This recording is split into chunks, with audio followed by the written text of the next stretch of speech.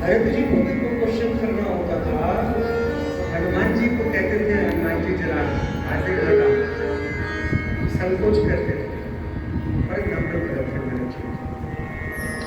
लेकिन हनुमान जी के पास ऐसा क्या था जो कि डायरेक्ट ब्रह्म से एंट्री करवा देते थे, ब्रह्म से मिलवा देते थे सबको? ऐसा क्या था हनुमान जी के पास? सबको पता है ना क्या था? सुमेरी पवन सुत पावन नाम, और बस करी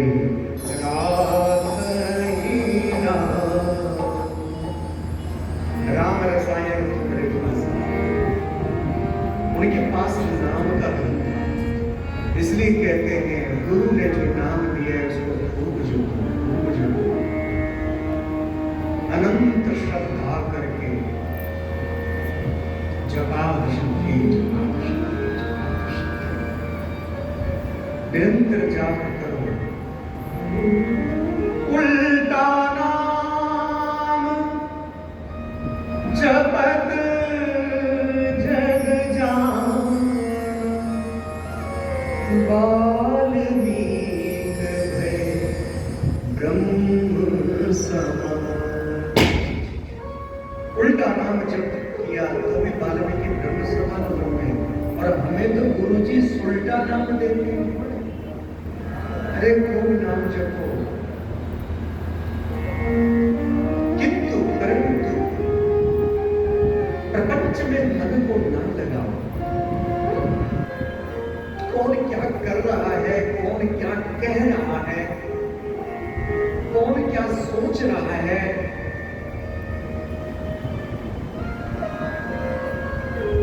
इन तथ्यों में किंतु परंतु लेकिन ये तीन ही शब्द थे।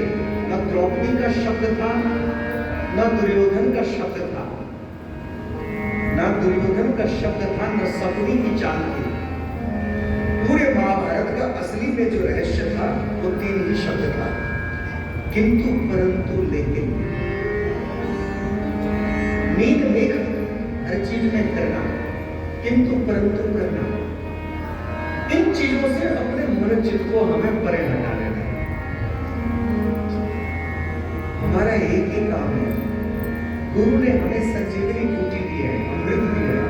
अमृत पिएंगे ना, नाली का पानी क्यों पिए? अरे नाली का पानी पीने क्यों जाए, बाबरियों से क्यों पिए?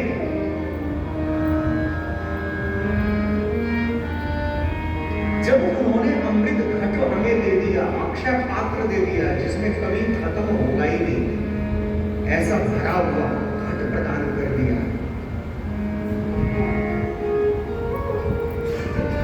तिल में तेल, काष्ठ में अग्नि, ब्रह्म जीव बीच माया, जो आत्मा में बसे परमात्मा, त्यों गुरु ब्रह्म मिलाया। संतों घट भीतर दरसाया, संतों घट भीतर दरसाया, संतों घट भीतर। संत ने तो परिचय करा दिया ब्रह्म से आपको, अब उसको पहचानो, उसको समझो। उसको समझने के लिए दिव्य कृपा दृष्टि चाहिए,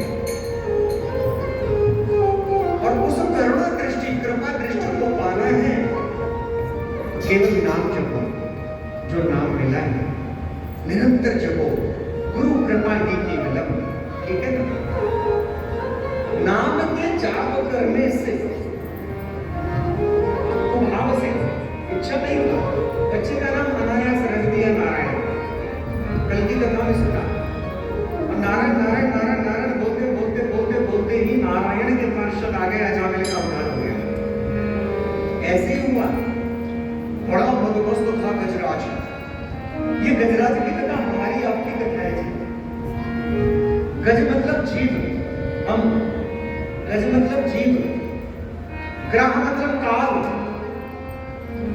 सरोवर मतलब भवसागर। इस भवसागर में यह जीव आया स्नान करने। वहां पर आया तो था जल पीने के लिए, लेकिन आया देखा ऐसा रम गया, उछल कूद करने लगा, आनंद मनाने लगा। आया था, आए थे हरि भजन को और होटल लगे कपास। इस संसार में आए तो थे हरि भजने के लिए, हरि स्मरण करने के लिए, लेकिन वो होटल लगे कपास। इस भवसागर में जैसे ही यह जीव आया, आते ही जब उछल कूद करने लगा, ब्रह्म को भूल गया। उसी पर काल ने आकर के ग्राह रूप में इस गज रूप जीव को काल ने पकड़ लिया, मगर भयंकर जल का जीव है इस भवसागर में। अब पल पल हर श्वास श्वास में एक एक श्वास हमारा बीत रहा है। 21,600 समथिंग बारी खून पी रहा है प्रतिदिन 24 घंटे प्रत्येक श्वास। और लगभग जैसे श्वास पूरा होकर वो खींच लेता है, इसी बीच क्या होता है?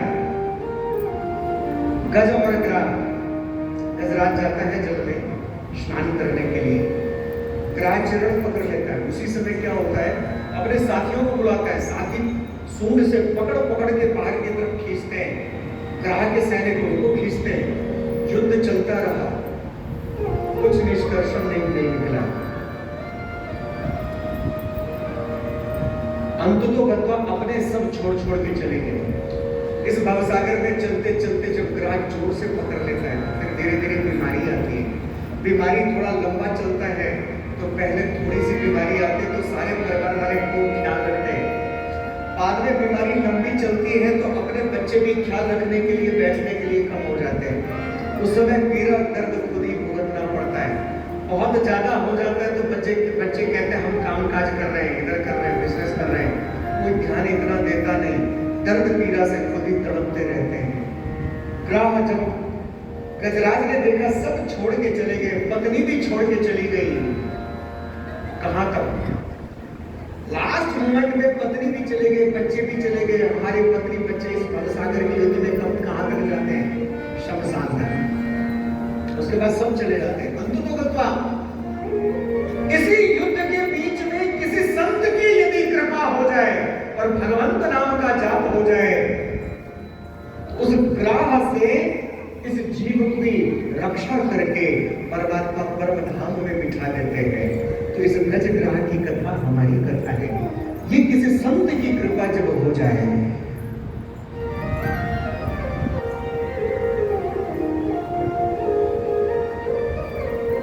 किसी संत की कृपा हो जाए,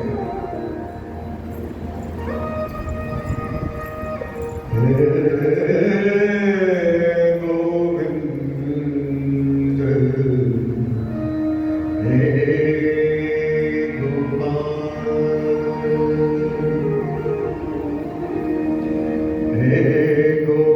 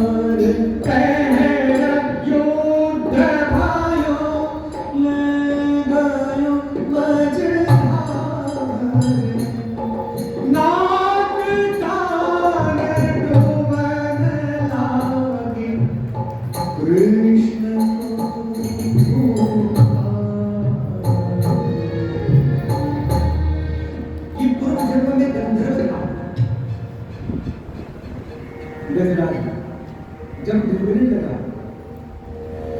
उसे होश आया कि गुरु ने मुझे कोई मंत्र दिया था। गुरु ने मुझे गोविंद का मंत्र दिया था, परमात्मा का मंत्र दिया था। श्री कृष्ण शरणं मम, प्रभु का मंत्र मुझे प्रदान किया था। गो का उत्पन्न किया, गोविंद नाम को कामधेनु गो माता ने कृष्ण का नाम गोविंद रखा। वो कहते हैं पंच कर्मेंद्रियां, पंच ज्ञानेंद्रियां, इनको जो अपने वश में करे वह वश में करके जिस ज्ञान तत्व को प्राप्त करे उसी का नाम गोविंद है। वो कौन है? केवल भगवान। परमात्मा ही सबको अपने वश में एक तार में बांध के रखे हुए। लोगों के इंद्र होने के कारण उनका नाम गोविंद था। वो क्या है? हमारा ज्ञान। ज्ञान के स्वामी कौन है? परमात्मा। इस प्रकार जब व्याकुल होकर के पुकारा तो क्या हुआ? परमात्मा आए।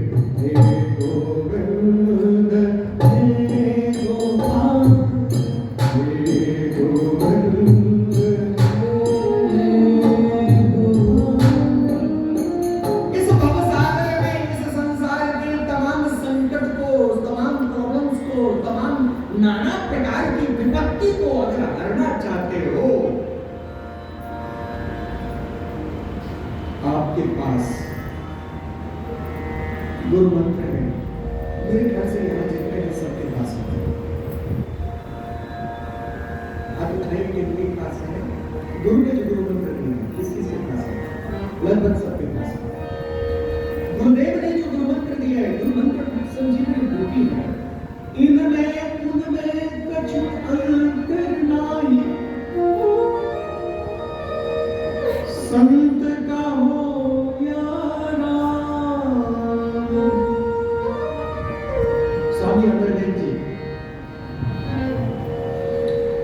जिनका एक परम धाम है, आए थे सीधा यहाँ, इसको ये हेड ऑफिस है जहाँ पे स्वामी रामदेव जी विराजमान है, स्वामी हंसदेव जी भी है और अन्य स्थानों पर।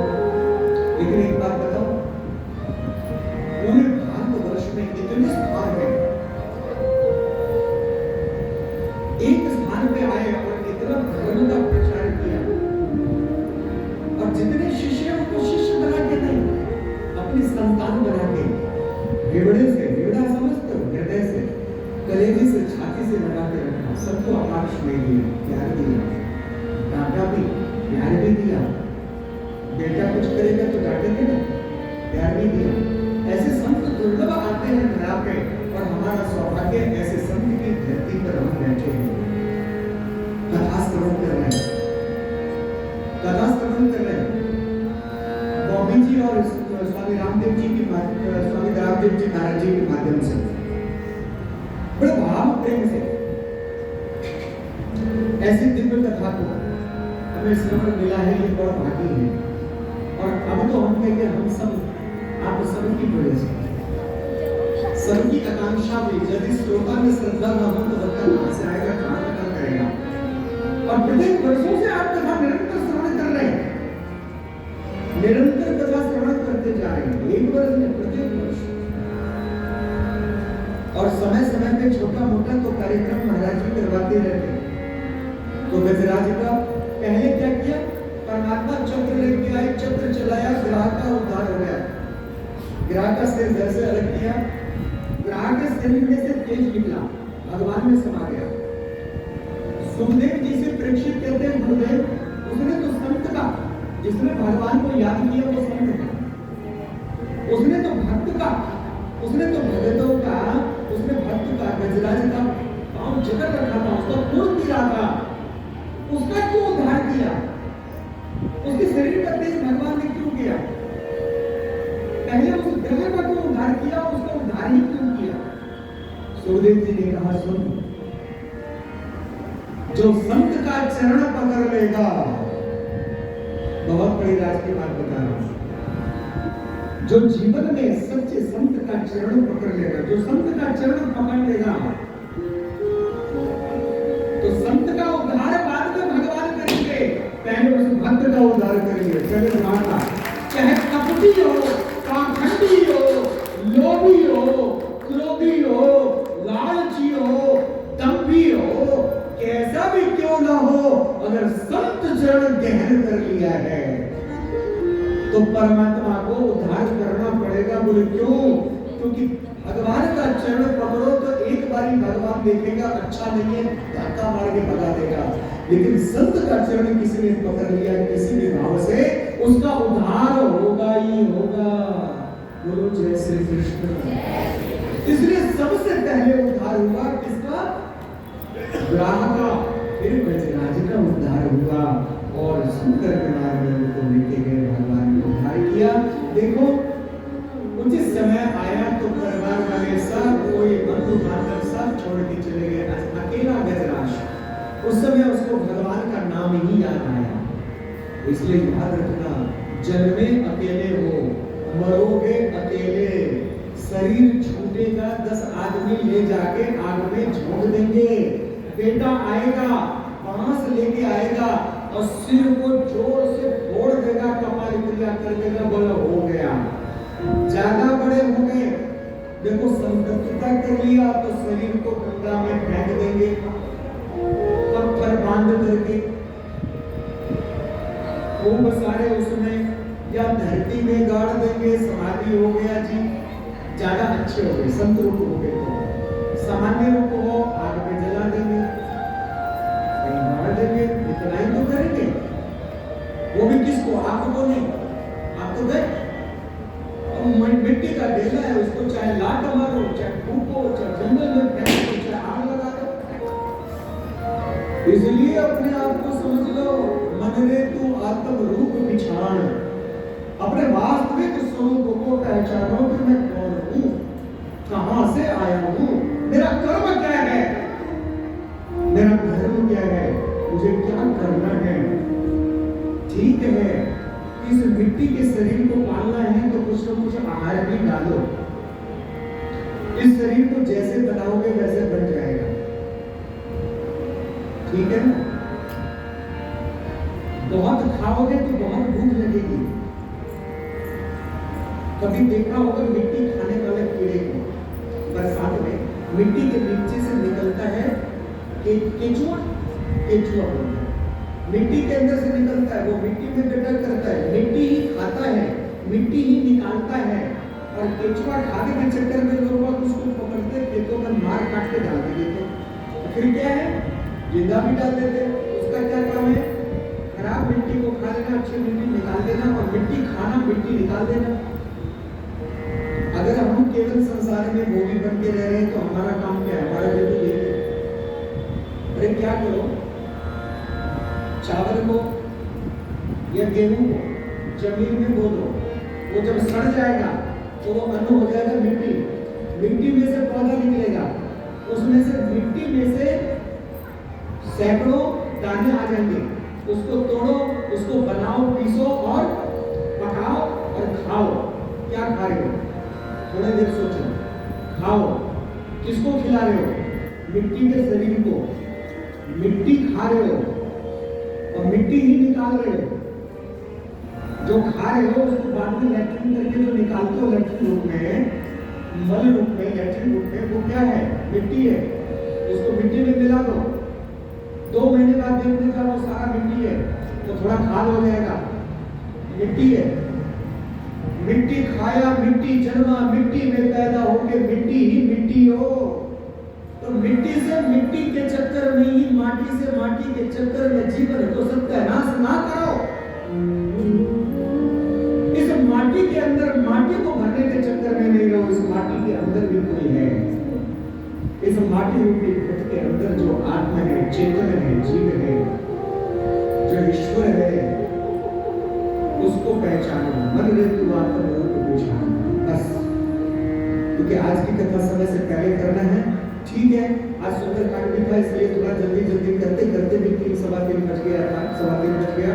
लेकिन फिर भी मुझको ये कथा समय से करना है, क्योंकि आज जन्मोत्सव में खूब सारे भजन भी हो रहे हैं। तो इसलिए मैं यही कहूंगा कि गजराज की कथा को अपनी कथा समझो, अपने रूप को पहचानो।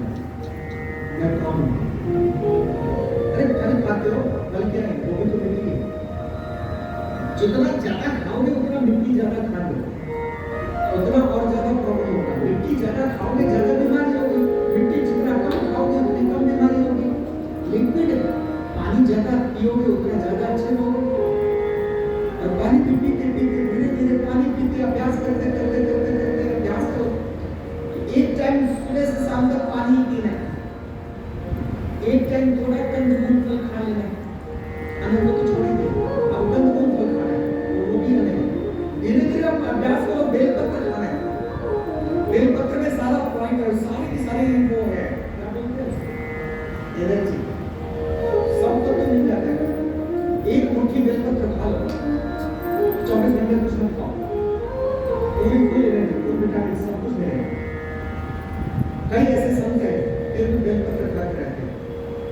अब हमारे के बीज को उसका खीर पका लो और बड़े प्रेम से खाओ, सारी तत्व, सारा ज्ञान, सारी बुद्धि और सारे विवेक जाके होते हैं, अंदर से बहुत दिव्यता आता है। लेकिन समय अभाव है, मैं आप लोगों से एक ही बात करूंगा। कल की कथा में मैंने बताया था धर्मराज प्रहलाद के पुत्र विरोचन, विरोचन के पुत्र बलि महाप्रतापी थे। एक बारी की बात है, श्रीमान दुर्वासा ऋषि तपस्या करके, याद रखना, संत अगर कुछ दे तुम्हें तुम्हारी दृष्टि में साधारण लगेगी, लेकिन साधारण मत समझना। संत का प्रसाद दिया हुआ एक तिनका भी, एक पत्थर का टुकड़ा भी अगर संत दे प्रसन्न होकर के, खुश होकर के, याद रखना, कहते बोलते पहुंच जाओ। संत में अगर मस्ती चढ़ गई और मस्ती में आकर के सड़क से एक पत्थर का टुकड़ा भी उठा देते थे, ले तेरा कल्याण, जा ले जा। वो तो पत्थर के टुकड़े को बड़े भाव प्रेम से बना करके पहन लो, ये संभाल के रख लेना। कहा जा रहे हो? बड़े प्रेम से उस पत्थर के टुकड़े को संभाल करके, बना करके बड़े भाव प्रेम से रख लेना। बोले क्यों? वो पत्थर का टुकड़ा नहीं, संत की कृपा है। दुर्वासा जी एक सामान्य से ब्राह्मण के घर पहुंचे थे, झोपड़ी में था। बाबा दुर्वासा आए, आपको मैं पूजा करना चाहता हूँ। अनंत समय से वो जाप कर रहा था, तप कर रहा था। बड़े प्रेम से एक एक दाना पुष्पों का ला करके उसने करके शिव को चढ़ा करके शिव के शिष्य हैं दुर्वासा जी और श्री कृष्ण के गुरुदेव हैं दुर्वासा जी। श्री कृष्ण भगवान के गुरुदेव हैं दुर्वासा जी और शिव के शिष्य हैं दुर्वासा जी। तो आप कहोगे संदीपनी जी, तो संदीपनी जी शिक्षा गुरु है, दीक्षा गुरु दुर्वासा है, ठीक है ना। अब दुर्वासा जी उस माला को पहन करके आए, बड़े प्रसन्न हुए। जहां तू शिविर है वो तो शिविर का उस माला में अपार शक्ति, तब शक्ति उसमें डाला और वो माला जब धारण करके आए, सामने से इंद्र को आते हुए देखा। इंद्र, ये परमोत्तम युक्त माला है, मेरी तब शक्ति है तो इसको धारण कर। इंद्र को दिया, इंद्र हंसने लगा, मैं क्या करूंगा, ये क्या सामान्य सी माला, मैं तो प्रजाति के पुष्पों का पहनता। उतार दिया, उतार के हाथी को पहना दिया। ऐरावत ने दूर से लिया और पांव में कुचल दिया। दुर्वासा ने देखा, संत अपमान करता है, दोस्त तुझे अभी बताता हूं। उनके नाम पे क्रोध हमेशा रहता था दुर्वासा जी। तुरंत हाथ में जल लिया, तुरंत वरिष्ठ के हाथ में जल लिया, श्राप दिया, जा तू स्त्री विहीन हो जा, स्त्री विहीन हो जा तू। और क्या परिणाम निकला, जब राजा बलि को पता चला, राजा बलि ने आक्रमण कर दिया, थोड़ा सा हल्का सा राजा बलि ने उसी समय आक्रमण किया। परिणाम इंद्र हार गए, क्योंकि दुर्वासा जी का साथ भगवान की शरण में गए। भगवान ने कहा समुद्र मंथन का उपक्रम करो, समुद्र मंथन का उपक्रम किया। नागराज वासुकी को बोली और स्वयं भगवान अच्छे रूप से मंदराचल पर्वत को धारण करते हैं। मंदराचल पर्वत को पठानी बनाया गया, मुख की तरफ दैत्य, पूछ की तरफ देवता, समुद्र मंथन हुआ। महाप्रतापी जी रहते हैं। सबसे पहले हरावर विष निकला। किसी भी मंथन में, किसी भी संबंध की परिपक्वता के लिए पहले थोड़ा सा उलझने लगती है, किंतु परंतु होती है। उसके बाद फिर संबंध अगर पक्का है, दिल में प्रेम अगर आपस में बहुत अच्छा है, तो फिर मिठास संबंध चलता है, श्रेष्ठ उत्तम मित्रता चलती है। तो श्रेष्ठ उत्तम मित्रता चलती है। और यही हाल हुआ। बोले क्या हुआ जी, हलाहल जब विष निकला, सब काम गए, क्या करें, सब देवता घबरा गए, सब भागने लगे, क्योंकि किसी लोटे में नहीं निकला। जैसे ब्रह्मपुत्र नदी का सबसे तीव्र वेग है, सबसे विशाल ब्रह्मपुत्र नदी, ऐसे ब्रह्मपुत्र नदी की तरह समुद्र से तीव्र वेग से निकला नदी की तरह तीव्र वेग से। एक बूंद, एक लोटा कोई पी ले तो उसी समय गया, एक बूंद पी ले तो गया। यहाँ तो नदियों की तरह ढेर था, सभी देवता भागे। श्री नारायण और ब्रह्मा जी को आगे करके देवता पहुंचे महादेव के पास। महादेव से स्तुति किया, मां शक्ति, जगजननी, जगदम्बिका, मां भवानी जानती थी शिव तत्व की महिमा, शिव की महिमा जानती थी। उन्होंने शिव से कहा, प्रभु ये सब आपकी संतानें हैं, इनकी रक्षा करें। उसी समय महादेव ने विकराल रूप धारण किया, विराट रूप धारण किया। समुद्र तो समझो कि उनके पांव के घुटने के बराबर भी, पांव के घुटने के बराबर आए, विशाल रूप धारण करके और घुटने के बल पर स्थिर हो बैठ करके उंगली से समुद्र में से विष को पीने लगे। ये गुरुदेव ने बहुत अच्छा किया कि सामने घड़ी आ गई।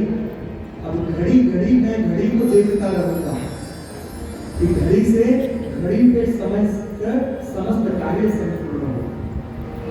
घड़ी का भजन आगरे में स्वामी सहजानंद जी महाराज जी कहा करते थे, बहुत पुराने समय।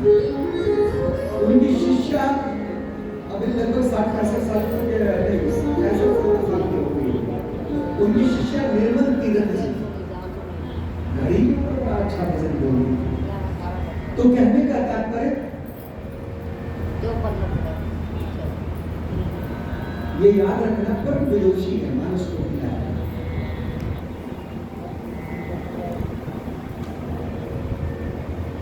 महादेव विषपान करने लगे,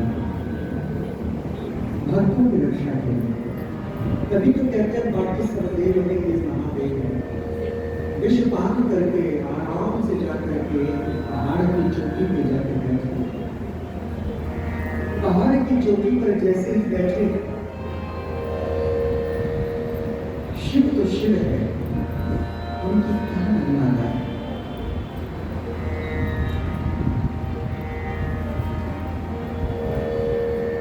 जय भोला, दो मिनट। जय भोला भंडारी शंकर, जय भोला भंडारी, जय भोला भंडारी शंकर, जय भोला भंडारी, जय कैलाशपति शिव शंकर, जय कैलाशपति शिव शंकर, सब जग के हितकारी, जय भोला भंडारी शंकर, जय भोला भंडारी। बोलो ओम नमः शिवाय, बोलो ओम नमः शिवाय, बोलो ओम नमः शिवाय, बोलो ओम नमः शिवाय, बोलो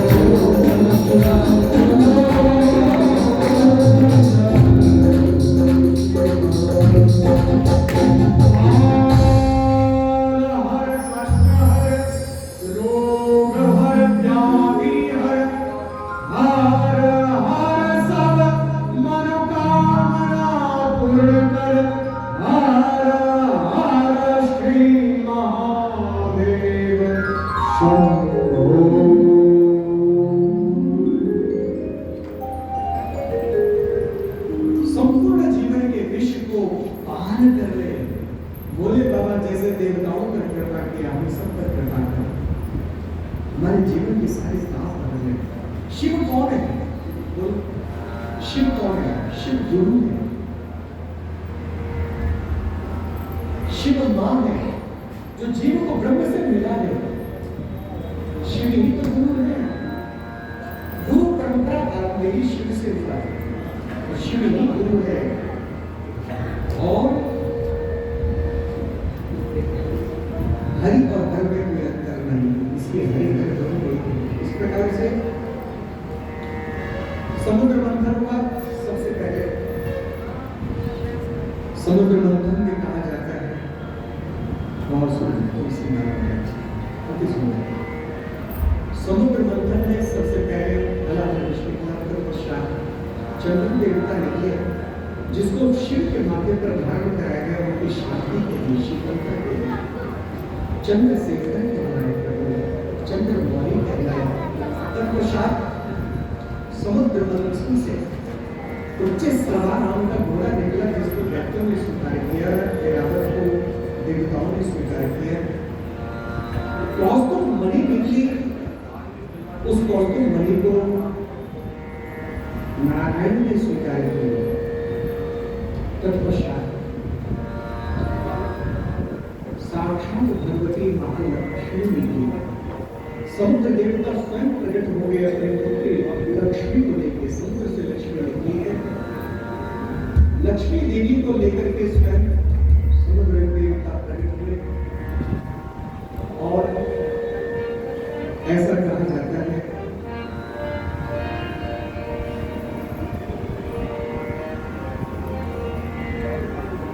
कि समुद्र देवता ने नारायण को चरण पकड़े। लक्ष्मी निकली, सभी देवता आगे आगे खड़े हैं, जो शांत बैठे हैं। शांताकार भगवान के पास लक्ष्मी पहुंची। भगवान का वर्णन करते हुए समुद्र देवता ने चरण पकड़े और अपनी पुत्री लक्ष्मी का हाथ नारायण को दे दिया। बोलो लक्ष्मी नारायण भगवान।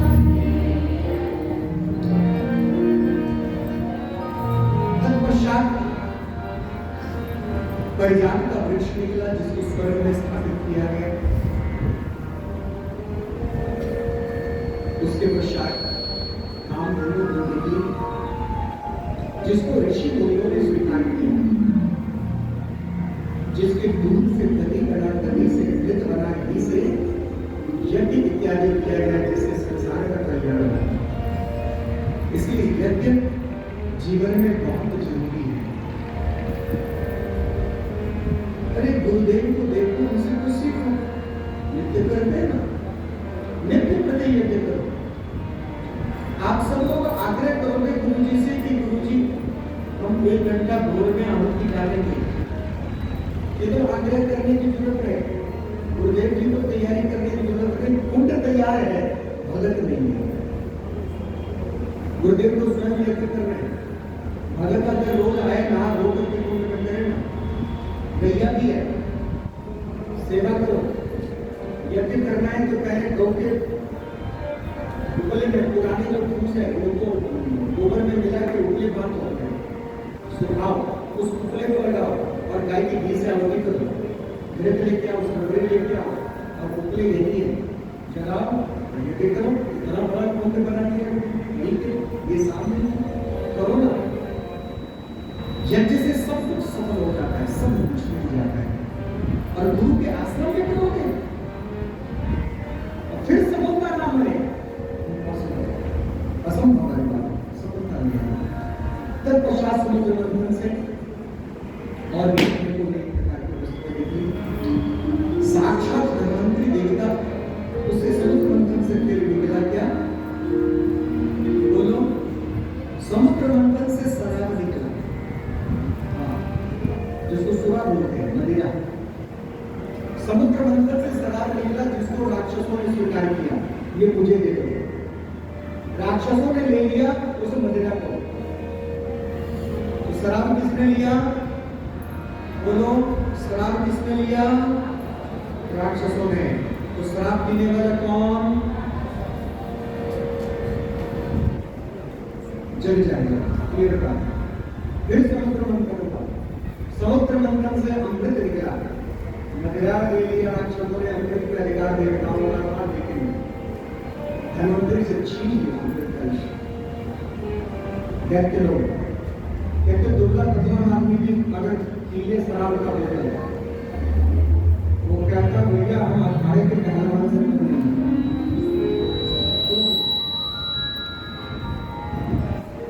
ऐसे देवताओं से अमृत छीन लिया। भगवान ने कहा यह अनुचित है, अधिकार देवताओं का है। भगवान उसी समय सुंदर सा स्वरूप धारण करके विश्व मोहिनी बन गया है। एक तो परमात्मा वैसे सुंदर, ऊपर से सुंदरी रूप धारण करेंगे कि सुकुमारी तरेक कुमारी लजिन पहने गन में बैजंती मां नंद लला जो तू होती लली तो गले कट जाके करोड़ लगे। आज ऐसे ही हो रहा है, राक्षस अमृत को बोल गए मोहिनी की तरफ। ये जो जगह रहनी है, ये परमात्मा की रची हुई एक ऐसी लीला है, ना चाहते हुए भी व्यक्ति आकर्षित हो जाता है। और वो तो स्वयं परमात्मा परम सुंदरी बन के आए थे, ये प्रवेश से दौड़े राक्षस। देवता भी कहाँ पीछे हटने वाले थे, देवता भी भागे। भगवान ने अपना रूप थोड़ा सा दिखाया, अरे मूर्खों मैं हूँ, देवता चिल्लाए। अब राक्षसों के आगे नाच गान दिखाने लगे। इतने में भोले भंडारी आए, प्रभु आपको जानता हूँ मैं, लेकिन आपका ये जो कोमल कोमल स्वरूप है सुंदरी का, ये जो स्वरूप है मन भावना है, बड़ा आनंददायक है। तुरंत भगवान भोलेनाथ ने आलिंगन किया विश्व मोहिनी का, और विश्व मोहिनी उस स्वरूप का आलिंगन किया। और उसी समय भोलेनाथ के शरीर से एक तेज निकला, जिस तेज को अग्नि के स्थापित किया गया, जो कि बाद में त्रेता युग में अंजना जब तपस्या कर रही थी तो नारद के माध्यम से अंजना के गर्भ में स्थापित हुआ वायु देवता के, और नारद जी के माध्यम से, वायु देवता के माध्यम से। इसलिए कहते हैं वायु पुत्र वायु देवता का औसत पुत्र है, लेकिन शंकर स्वयं शंकर सुवन है, वो शिव का तेज उनके अंदर था। क्या समझे? ये उसी समय का शिव का महादेव का आदित्य को कहने का तात्पर्य अग्नि में जिसको स्थापित किया गया था। प्रमाण चाहिए, मैं एक नहीं कई प्रमाणों, कई ग्रंथों का प्रमाण मैं तेरे को दिया हूं, बिना प्रमाण के मैं कोई बोलता नहीं। अब महादेव तो एक तरफ हुए, अब दैत्य लोग, अरे सुनो तुम बड़े मंथन समुद्र कर करके थके हो, तुमको हम नाच नाच के ये पिलाए, ये जो तुमने दो घट लिए हैं, एक में मदिरा है, एक में अमृत है, अरे तुमको हम नाच नाच के पिलाते हैं। और उससे पहले विश्व मोहिनी नाच के दिखाने लगी सुंदर ढंग से।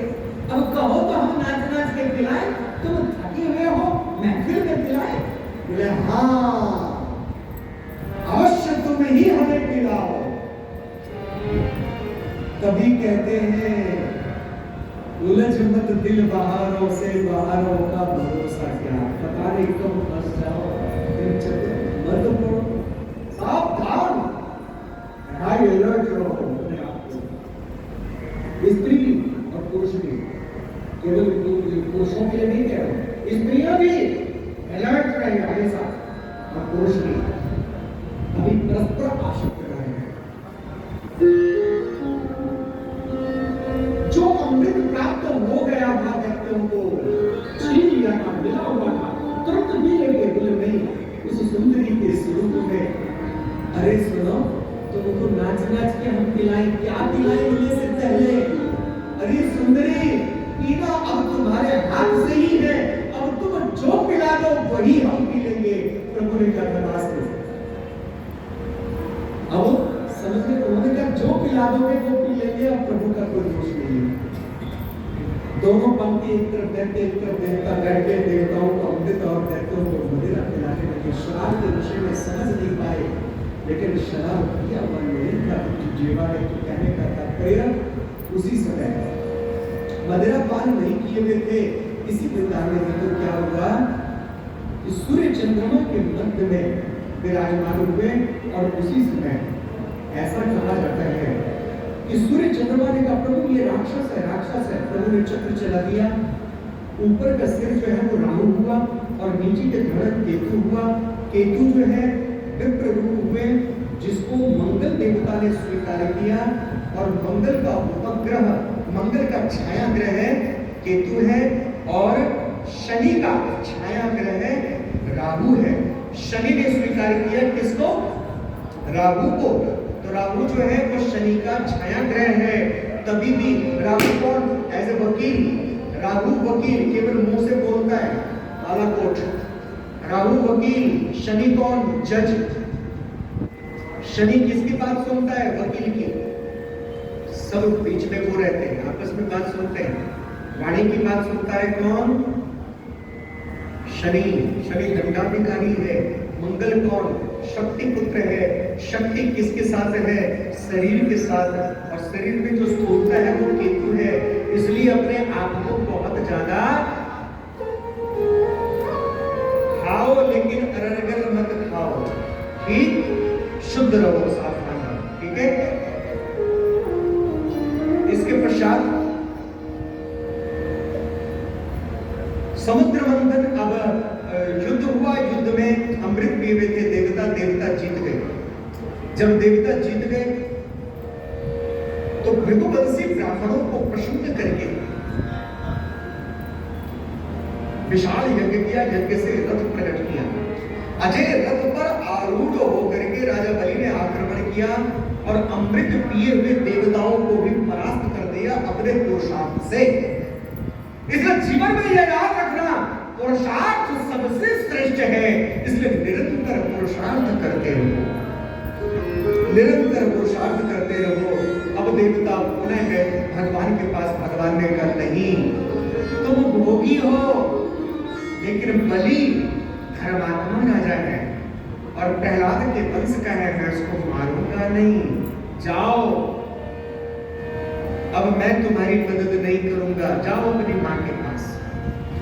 सभी देवता मां के पास पहुंचे। कश्यप ऋषि की पत्नी है, एक है तिथि, तिथि से दैत्य, अदिति से देवता, कद्रु से सर्प और विनीता से गरुड़ और सूर्य के जो वाहन है अरुण, ये उत्पन्न हुए। इसी प्रकार से अनेकों नेक इनकी पत्नियां हैं और अनेकों पत्नियों से ये सकल सृष्टि में वृक्ष, लता, विटप ये सब उत्पन्न हुए पड़े हैं। इस प्रकार से कहा जाता है। अपनी मां अदिति के पास पहुंचे। मां कश्यप ऋषि से प्रार्थना करती है। कश्यप ऋषि व्रत का उपदेश देते हैं। व्रत के करने से फागुन महीने में ये व्रत किया जाता है और व्रत करने से सब प्रकार से कार्य सफल होता है। साक्षात भाद्रपद मां अदिति के गर्भ में कुछ लगा कि कुछ गर्भ में संतान है, लेकिन था नहीं, आभास होता है। प्रभु आभास होते हैं लेकिन होते नहीं हैं। प्रभु का तेज होता है। उचित समय आया तो भाद्रपद शुक्ल पक्ष द्वादशी में साक्षात मां के शरीर से वह तेज निकला और मां के सामने प्रकट हो गए। वामन रूप में, नन्हे बालक नहीं, बड़े रूप में मां के सामने प्रकट हो गए और सभी देवताओं ने उनकी स्तुति की। स्तुति करने ब्रह्मा जी भी आए। ब्रह्मा जी ने कमंडलू दिया, यज्ञोपवीत धारण करवाया कश्यप ऋषि ने। और कश्यप ऋषि ने कहा, जाओ पुत्र, राजा बलि के यहाँ विशाल यज्ञ हो रहा है, जाओ, मेरी आज्ञा है, वहां से जाके भिक्षा लेके आओ। वामन भगवान राजा बलि के दरबार में भिक्षा लेने के लिए पहुंचे। स्वर्ण मणि माणिक्य और वस्त्र इत्यादि लेकर के मंत्रीगण आए। बोले मैं नहीं लूंगा। बोले क्यों? भिक्षा लेने आओ, ले जाओ। बोले ये सब मुझे नहीं चाहिए और दोनों केवल राजा के हाथ से लूंगा। यज्ञ, कोई भी कर्म तब तक पूरा नहीं हो जाता जब तक जीवन में कोई भी याचक आपके पास शेष हो, या फिर कोई भी कर्म पूरा नहीं होता। जब किसी की बात नहीं माने तो राजा बलि स्वयं उठ के आए। अरे बटुक, प्रभु ही थे, बहुत सुंदर लग रहे थे। अरे बटुक, तो बहुत सुंदर लग रहा है जी। बोले जी, क्या लेने आए हो, मांगो। तुम्हें इतना सब हमारे मंत्री दे रहे थे, क्यों नहीं लिया? बोले महाराज, केवल आपके हाथ से लूंगा, या क्या आप कर रहे हैं? अच्छा बटुक, तूने तो मुझे मोह लिया, जो चाहिए मांग ले। बोले महाराज, व्यक्ति की इच्छा कभी पूरी नहीं होती है। आपको रसातल का राज्य मिला था, पृथ्वी पर अधिकार कर लिया, स्वर्ग पे अधिकार कर लिया, और हमेशा के लिए इंद्र बन जाए इसके लिए बड़े अश्वमेध यज्ञ कर रहे हैं, 100 अश्वमेध यज्ञ करने जा रहे हैं। ये 100वां अश्वमेध यज्ञ है। व्यक्ति का लोभ बढ़ता ही जाता है, बढ़ता ही जाता है, जब तक संतुष्टि नहीं आ जाती। सो महाराज, मेरे मन में मेरे गुरु जी ने बता रखा है, मेरे गुरुदेव ने ज्ञान दे रखा है, मेरे मन में संतुष्टि है, मेरे जन जीवन में और ये इच्छा नहीं है। अच्छा बेटा, बटुक मांग क्या चाहिए? महाराज, मुझे तो केवल बस मेरे पांव से, वो भी मेरे पांव से 3 पग भूमि चाहिए। तुझे पता नहीं तू किससे मांगने आया है, तो नहीं जानता है। अरे तू जैसे बोना बामन बटुक है, ऐसे तेरी बोनी बुद्धि। अरे तू सम्राट से मांगने आया, 3 लोगों के स्वामी से मांगने आया। मांग जो चाहिए। अहंकार आ गया बलि को, और प्रभु का तो भोजन ही अहंकार है। अब प्रभु ने कहा, अब अहंकार आया है, अब इसको नापूंगा।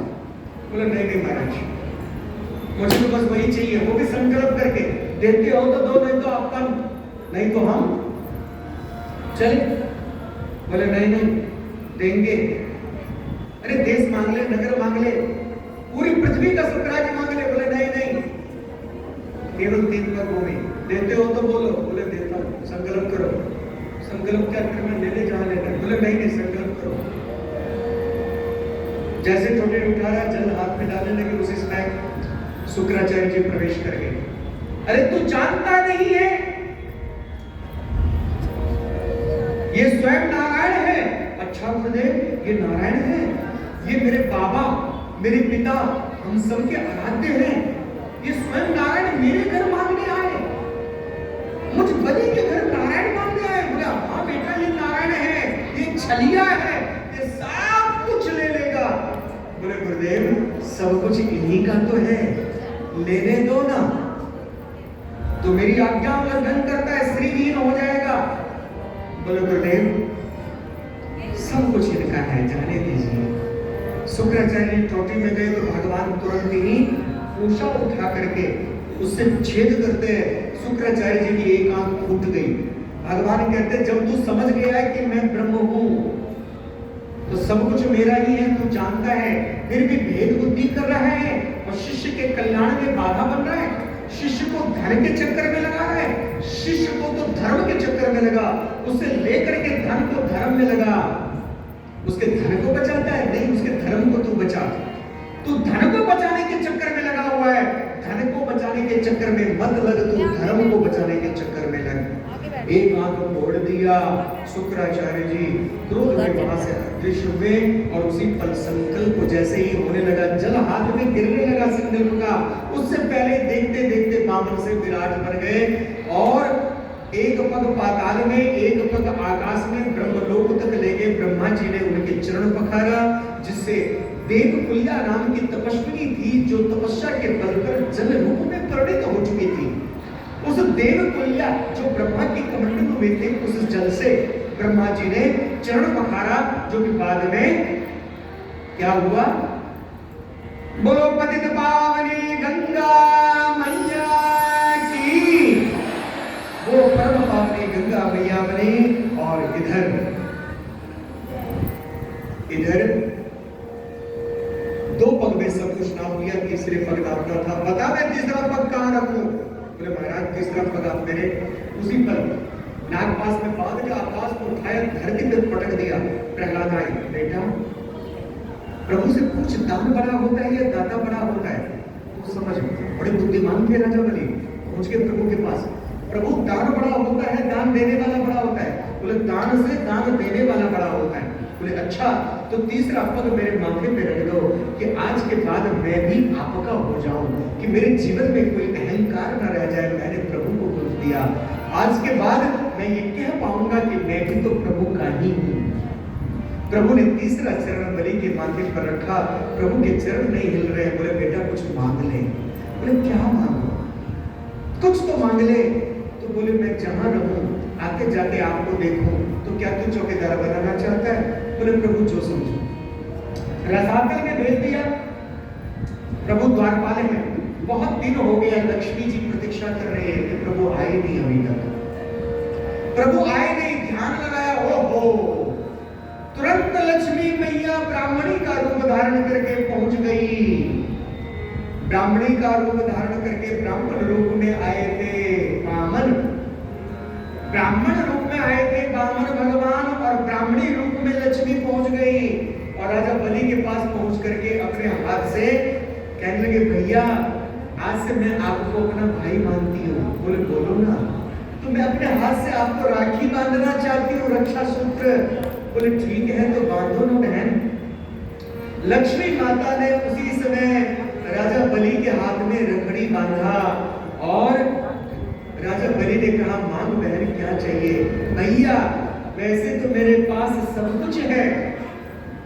लोग बात कहते हैं मुगलों ने राखी मुगलों के समय से शुरू हुई, कई कहते हैं द्रौपदी के समय से चालू हुई, पांडवों के टाइम से चालू हुई, कोई कहते हैं इस टाइम से। अरे रक्षाबंधन सतयुग से चल रहा है, राजा बलि और लक्ष्मी के समय से। राखी का बहन भाई का त्योहार, और ब्राह्मण जो बांधते हैं वो भी त्योहार। वामन और बलि, लक्ष्मी और बलि, ये बहन भाई और ब्राह्मण और यजमान, ये जो रक्षा सूत्र चल रहा है उसी समय से चल रहा है। ये रखड़ी का त्योहार जब लक्ष्मी माता ने बांधा, और मांग क्या चाहिए? भैया यदि देना चाहते हो सब कुछ मेरे पास है। बोले हाँ हाँ बहन मांगना, जो इच्छा हो मांग ले, तुझे दूंगा। भैया मुझे अपना चौकीदार दे दो। ओहो,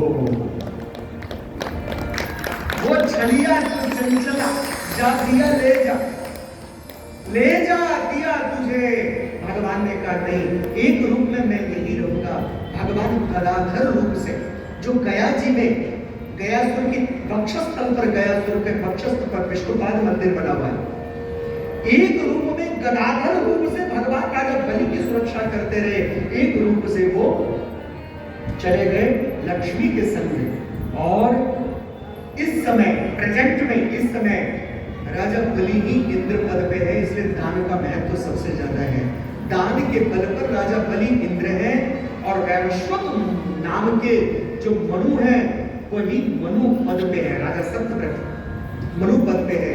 दान और दया, दान की महिमा सुनी, 2 लाइन भजन, उसके बाद दया की महिमा करेंगे, क्योंकि आज 5:30 बजे कथा का विश्राम मैं कर दूंगा, क्योंकि आज भजन कीर्तन होना है। जन्म का होना है, जन्म उत्सव होना है, ठीक है। ओ तेरे द्वार खड़ा भगवान भगत पर दे, जो भगत पर दे,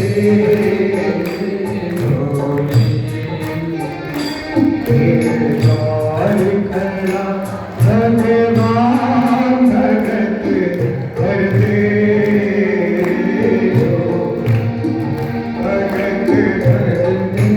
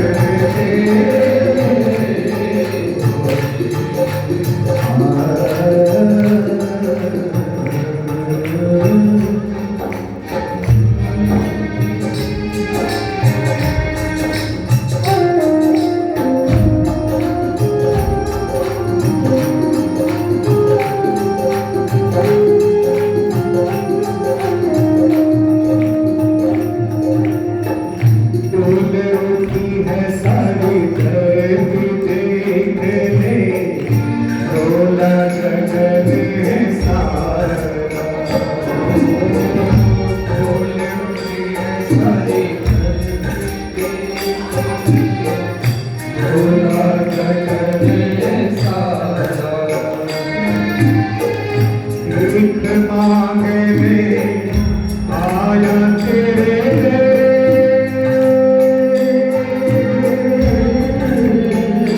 भीख मांगने आया तेरे जगत का पालन आया रे जगत का पालन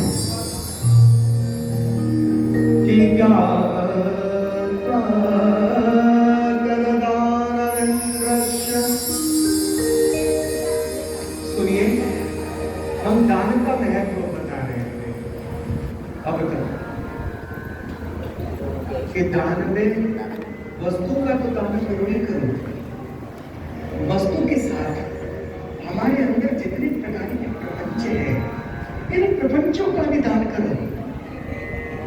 सब स्पर्श रूप रस गंध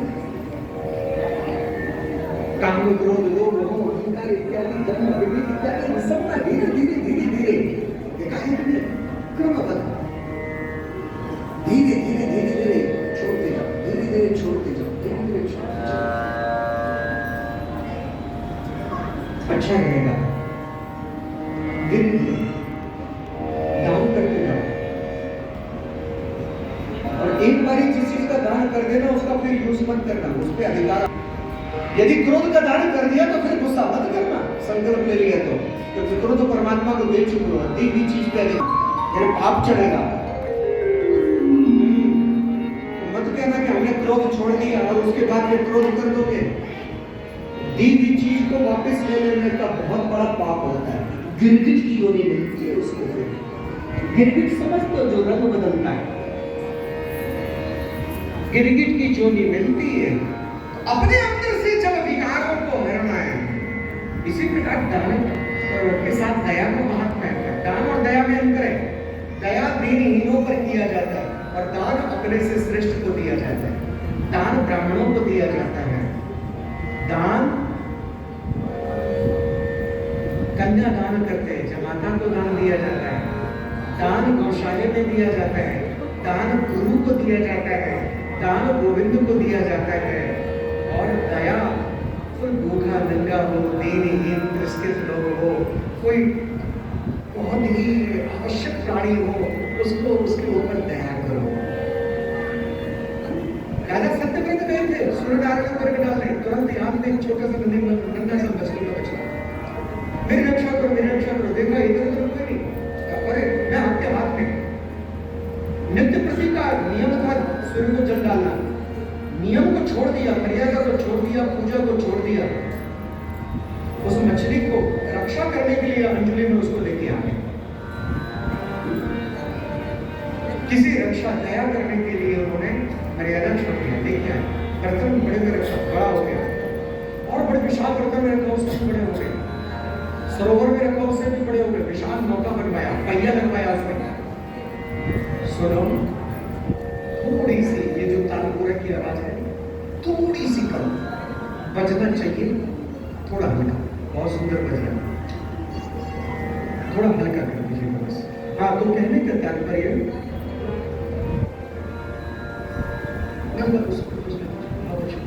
तो कहने का तात्पर्य क्या है? अंत में विशाल नौका बनवाया, उसमें पहिए लगवाया जहाज की तरह, और फिर उसमें जल भरवा के मछली को बिठा ले आए, समुद्र में डलवा दिया। समुद्र में जाते ही सुखी नीर जहां नीर अगाधा, जो जहां का जीव है उसको वहां पे बड़ा सुख मिलता है।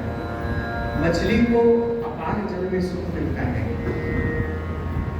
इसी प्रकार से हम भी मछली की तरह जीव है। हमें भी अब हमारी फितरत कहाँ है? जहाँ ताश खेलने वाले हैं तो उसके पास ताश खेलने वाले को मन लगेगा। जो सत्संगी है उसको सत्संग में मन लगेगा। जो भजन करने वाले हैं उसको भजन करने में मन लगेगा। जो दुष्ट है उसको दुष्टों में मन लगेगा। जो कन फुसकी वाले हैं, चुगली करने वाले, उनको चुगली करने वालों के साथ बैठने का मन करेगा। और जो शांत भाव में स्थिर चित्त रहने वाले उनको उनके साथ मन लगेगा। जो संत है उनको संत के संग मन लगेगा। जो परम संत है उनको शांति पे मन लगेगा। जिसको जो जहां पे भाता है वही वो अपने ढंग से चुन लेता है। और कहीं अलग जगह पे पहुंचता है तो मन बड़ा दुखी होता है। जैसे समुद्र में पहुंचे मछली को दबा के उछल कूद करने लगा जी। राजा सत्यव्रत का हाथ जोड़ के कह रहे महाराज आप कौन है, अपना परिचय दे। साधारण जीव तो नहीं हो सकते। तब क्षण संत चक्र गदा पद्म धारण करके भगवान प्रकट हो गए। बोलो मत्स्य भगवान की। दिव्य मत्स्य रूप में भगवान प्रकट हुए। बोले मान लो, सुनो राजन, तूने मेरे पर दया किया। याद रखना, जब तक हम किसी पे दया नहीं करेंगे वो दया से हम पर दया नहीं करेगा। चाहे कितनी भी अगरबत्ती मंगवा लो, यदि हमने किसी पर दया नहीं किया, यदि हमने किसी पे करुणा नहीं किया, तो वो करुणा सिंधु, वो दया सिंधु हम पर दया नहीं करेगा। कुछ अर्पण करोगे तो बहुत कुछ पाओगे ना। अरे खेत में एक दाना बोओगे तभी तो फसल भर के खाओगे। एक टोकरी फसल धान बो दो, पूरा खेत धान खा लो, फिर बोना तो पड़ेगा कुछ ना कुछ। भगवान ने कहा तूने दया किया, ठीक है, अगले मैं तेरी रक्षा करूंगा। और क्या हुआ जी? आज से सप्तम दिवस महाप्रलय आने वाला है। तो इसी नौका पर सप्त ऋषियों के साथ, बृहस्पतियों के साथ विराजमान होता है, श्रेष्ठ जनों के साथ। जब नौका डूबने लगे मुझे पुकारना, मैं तेरी रक्षा करूंगा। ठीक जैसे ही महाप्रलय आया, नौका पर आरूढ़ हुए, सब ऋषि मंडलों को बुला लिया। ऋषि मुनि साधकों के संग उपस्थित हुए। उसी समय क्या हुआ जी? अच्छा, खिलौने लेने के चक्कर में देख रहा हूं इतने दिन कथा सुनाते हुए बीत गए। लेकिन मन जो है ना चने के खेत में ही रहते। अरे इधर सामने कथा हो रही है, कथा को देखो, वो देख रहे बोरी में खिलौने थोड़ा खड़खड़ मजा आ रहे, खिलौने आ रहे। गुरुजी ने खिलौने बनाया, गुरुजी ने ही तो ये कथा भी रखवाया है।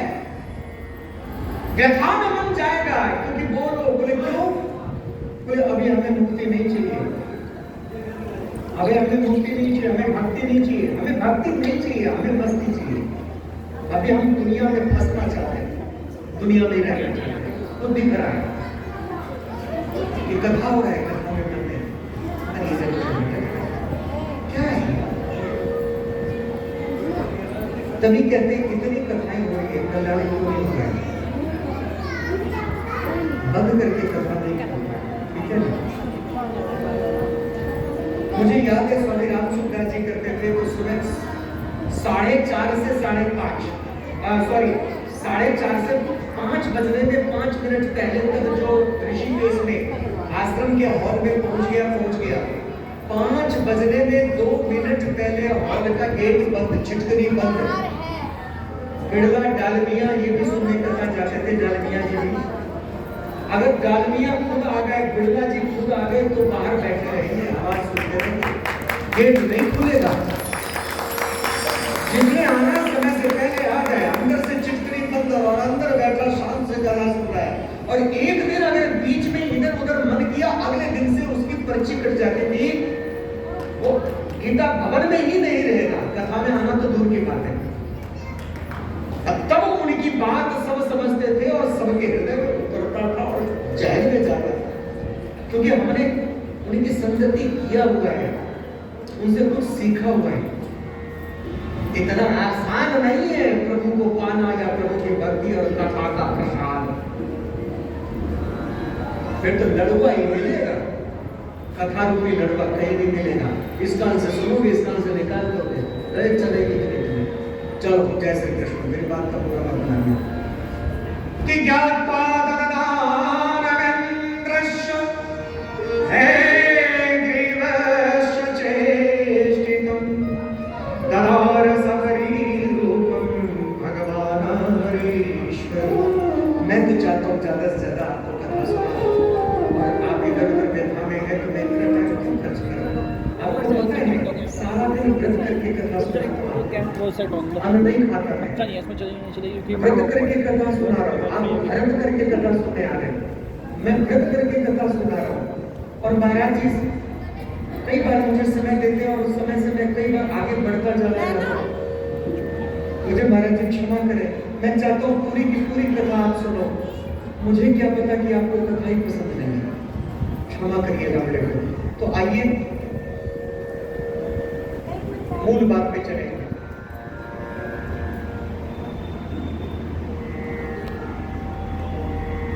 राजा सत्यव्रत जैसे नौका पे बैठे,